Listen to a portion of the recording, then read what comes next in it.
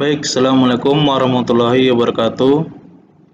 Pada kesempatan kali ini, saya akan mencoba menjelaskan materi dari ruang lingkup bimbingan dan konseling, yaitu saya akan menjelaskan tentang apa sebenarnya tujuan dan asas-asas bimbingan dan konseling itu. Slide saya akan menjelaskan tentang sebenarnya apa yang menjadi tujuan dari bimbingan dan konseling dan apa sebenarnya asas-asas yang ada dalam bimbingan dan konseling itu.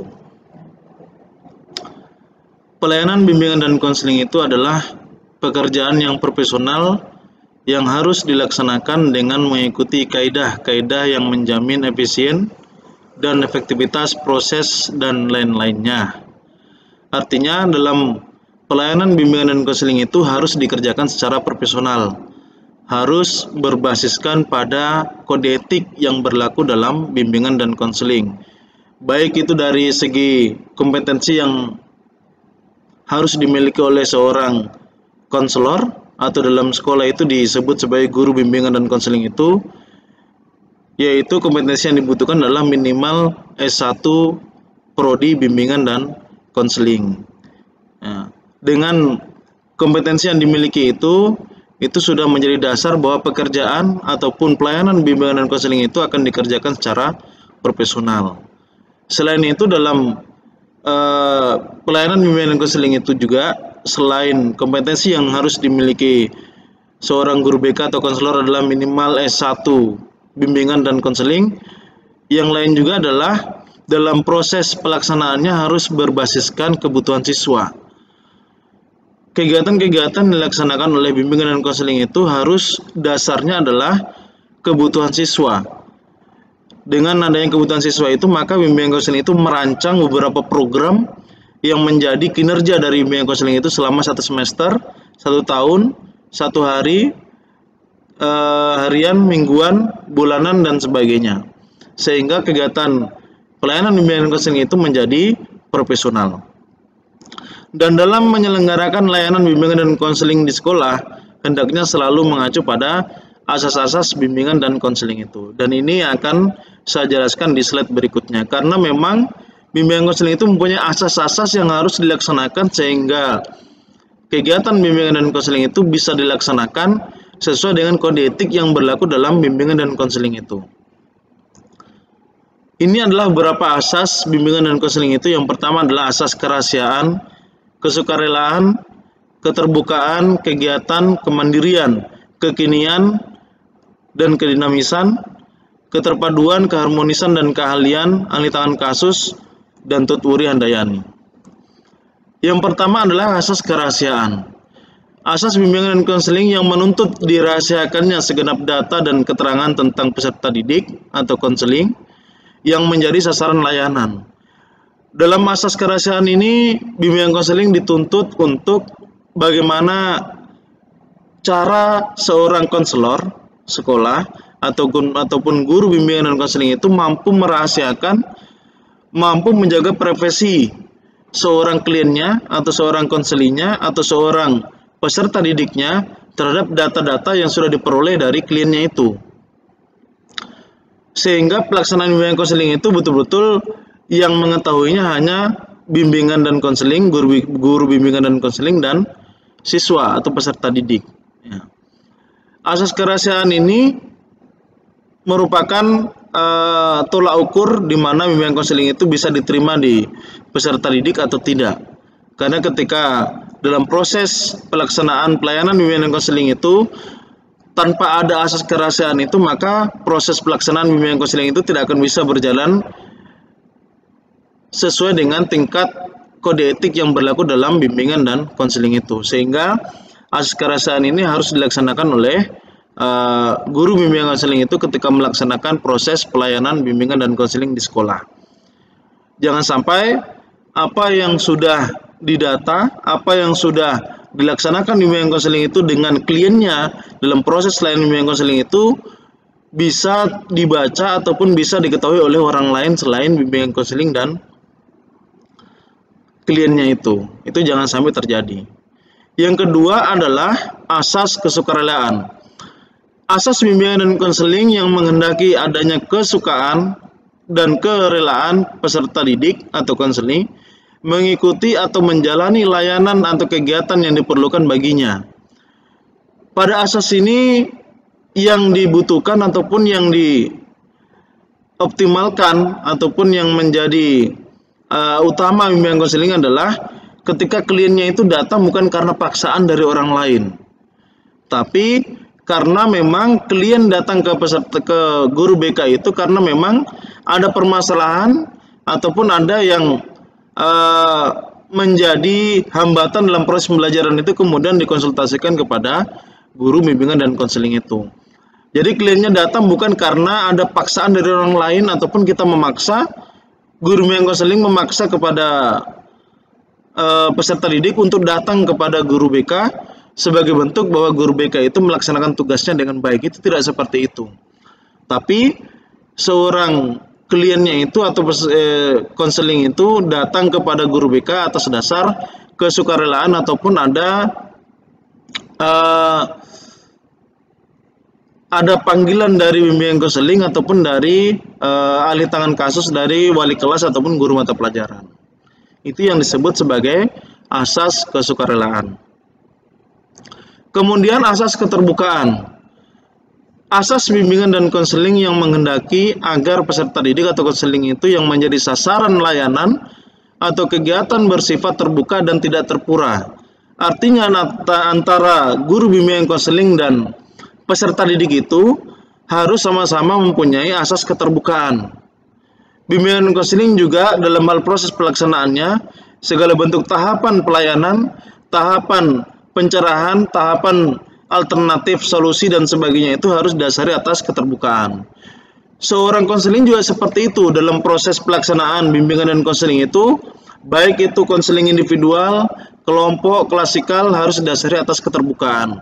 Apa yang menjadi hambatan, apa yang menjadi kesulitan dalam proses pembelajaran, dalam proses pelayanan itu harus didasari atas keterbukaan. Asas keterbukaan ini guru BK akan menjalani ataupun akan menjadi kesulit ataupun akan mengalami kesulitan ketika peserta didik itu mempunyai karakter yang tertutup. Karena klien ataupun konseling yang mempunyai karakter yang tertutup itu jauh lebih sulit untuk diberikan pelayanan konseling itu dibandingkan peserta didik yang mempunyai karakter terbuka. Tapi karena konseling yang mempunyai karakter terbuka itu memang dia akan leluasa untuk mengungkapkan apa yang menjadi beban selama ini. Sedangkan konseling yang mempunyai karakter tertutup akan sangat susah untuk menjelaskan ataupun akan sangat susah untuk menyampaikan apa yang menjadi hambatan selama ini. Ya. Tapi guru BK harus mempunyai strategi tertentu untuk bagaimana konseling itu mampu terbuka ataupun berani terbuka kepada guru BK-nya. Kemudian selanjutnya adalah asas kegiatan. Asas bimbingan dan konseling yang menghendaki agar peserta didik atau konseling yang menjadi sasaran layanan berpartisipasi secara aktif di dalam penyelenggaraan layanan atau kegiatan bimbingan. Urgensi dari bimbingan konseling itu adalah memandirikan peserta didik. Maka segala keputusan, segala kegiatan yang akan dirancang oleh peserta didik itu berasal dari peserta didik juga. Sehingga kegiatan pelayanan peserta didik ataupun kegiatan pelayanan bimbingan dan konseling itu akan terlaksana secara maksimal, akan terlaksana secara baik ketika kegiatannya itu ataupun layanan bimbingan konseling itu dilaksanakan dengan peserta didik mampu berpartisipasi ataupun aktif dalam kegiatan itu. Namun ketika kegiatan itu hanya aktif guru BK dan peserta didik tidak aktif, maka kegiatan layanan bimbingan dan konseling itu akan sangat monoton ataupun tidak akan memberikan hasil yang maksimal. Selanjutnya adalah asas kemandirian. Asas kebimbingan dan konseling yang menunjukkan pada tujuan umum bimbingan dan konseling. Ini merupakan asas yang menunjukkan bahwa segala bentuk layanan bimbingan dan konseling itu selalu merujuk, selalu bertujuan, selalu mengacu pada tujuan umum bimbingan dan konseling itu, yaitu memandirikan peserta didik. Selanjutnya adalah asas kekinian. Asas bimbingan dan konseling yang menghendaki agar objek sasaran ialah permasalahan peserta didik dalam kondisinya sekarang. Karena bimbingan dan konseling itu selalu berpatokan ataupun mengacu pada apa yang dialami oleh siswa yang sekarang, bukan yang sebelumnya.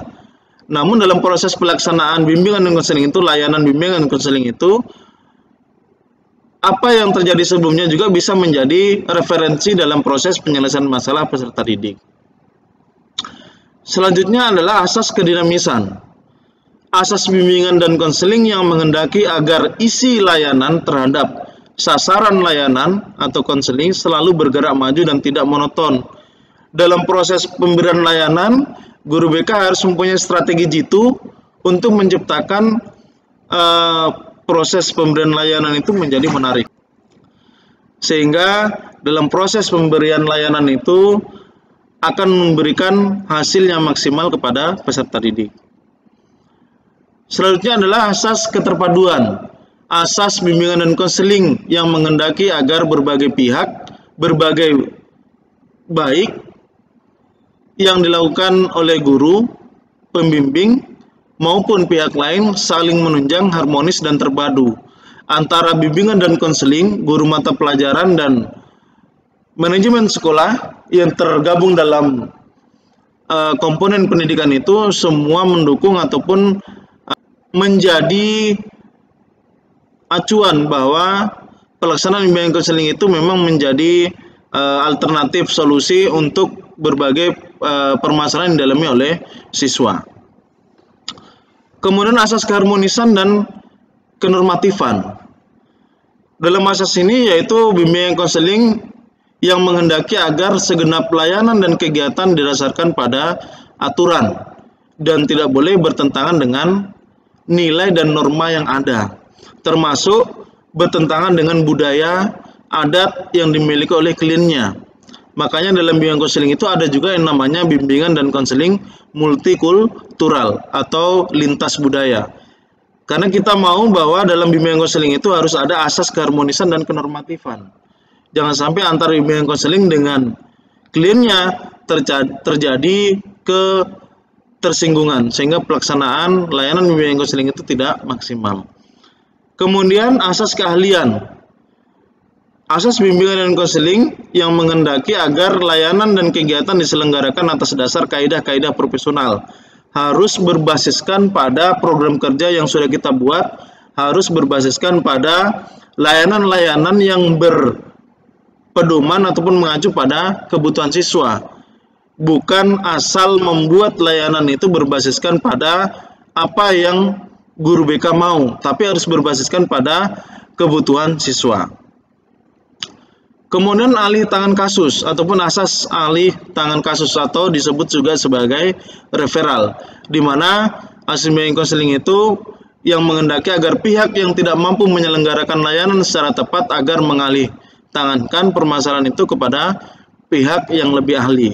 Dalam hal ini adalah bimbingan konseling itu harus bisa juga memberikan penanganan itu kepada yang lebih ahli ketika itu bukan ranahnya bimbingan dan konseling. Artinya apa? Dalam proses pelayanan bimbingan konseling itu, bimbingan konseling hanya memberikan pelayanan kepada peserta didik yang mempunyai mental ataupun yang mempunyai psikologi normal, bukan yang mempunyai yang tidak normal itu bukan, tapi memiliki karakter yang normal, psikologinya normal dan sebagainya. Ketika ada peserta didik yang mungkin di luar ranahnya bimbingan konseling itu, maka bimbingan konseling itu bisa mengalih tangan kasuskan atau mereferalkan kepada seseorang yang lebih ahli di bidang itu. Kemudian asas tuturi handayani. Asas bimbingan dan konseling yang dimaksud ini adalah dia menghendaki agar pelayanan bimbingan dan konseling itu secara keseluruhan menciptakan suasana mengayomi, mengembangkan keteladanan, dan memberikan rangsangan dan dorongan serta kesempatan yang seluas-luasnya kepada konseling untuk maju. karena kita pada tujuan umum bimbingan dan konseling, yaitu memandirikan peserta didik, maka segala sesuatunya kita harus serahkan semua kepada peserta didik. Untuk kegiatan dan sebagainya yang akan dilakukan ke depannya, maka selalu dilimpahkan ataupun diberikan kesempatan kepada peserta didik untuk melakukan, sehingga fungsi dari bimbingan konseling itu hanya memberikan beberapa pengarahan dan sebagainya sebagai bentuk proses bimbingan kepada konseling atau peserta didik. Dan inilah tujuan bimbingan dan konseling itu. Yang pertama adalah tujuan bimbingan dan konseling itu yang terkait dengan aspek pribadi sosial konseling atau kliennya. Berbagai aspek tentang masalah pribadi dan sosial ataupun interaksi sosial antara peserta didik yang satu dengan yang lainnya. Yang kedua adalah tujuan bimbingan dan konseling yang terkait dengan aspek akademik, persoalan belajar, kesulitan belajar dan sebagainya. Namun perlu diingat, guru bimbingan dan konseling itu bukanlah guru bimbel, guru privat, melainkan hanya memberikan proses bimbingan tentang permasalahan-permasalahan yang dialami oleh siswa. Sehingga ketika siswa mengalami kesulitan belajar, kemudian diberikan pelayanan konseling oleh guru BK, yang membuat ataupun yang dilakukan guru BK adalah memberikan cara, kemudian beberapa tahapan pembelajaran itu, sehingga dalam proses pembelajaran itu menjadi nyaman dan bisa mengikuti proses pembelajaran dengan baik. Yang ketiga adalah tujuan bimbingan konseling itu yang berkaitan dengan aspek karir, termasuk pengambilan jurusan, kemudian prospek ke depan setelah lulus sekolah dan sebagainya, dia mau kuliah atau mau kerja, itu semua tercover dalam pelayanan bimbingan dan konseling. Ini adalah tujuan bimbingan dan konseling itu yang terkait dengan aspek pribadi sosial, misalnya memiliki sikap toleransi terhadap umat yang beragama, kemudian memiliki sikap positif atau respek terhadap diri sendiri dan orang lain, kemudian memiliki kemampuan untuk melakukan pilihan secara sehat. Ini yang berkaitan dengan aspek pribadi sosial konseling. Ya, pada intinya adalah berkaitan dengan sikap ataupun masalah interaksi sosial dengan teman sebaya. Dalam aspek akademik, contohnya adalah memiliki motif yang tinggi untuk belajar sepanjang hayat, memiliki sikap dan kebiasaan belajar yang positif, memiliki keterampilan atau teknik belajar yang efektif. Contohnya adalah yang saya sebutkan sebelumnya, bahwa banyak peserta didik yang mengalami kesulitan dalam melakukan proses pembelajaran, sehingga mempengaruhi terhadap keikutsertaan peserta didik itu dalam proses pembelajaran, sehingga nilai ataupun prestasi belajarnya maupun motivasi belajarnya itu sangat rendah. Itu disebabkan karena proses pembelajaran yang kurang tepat yang dilakukan oleh siswa.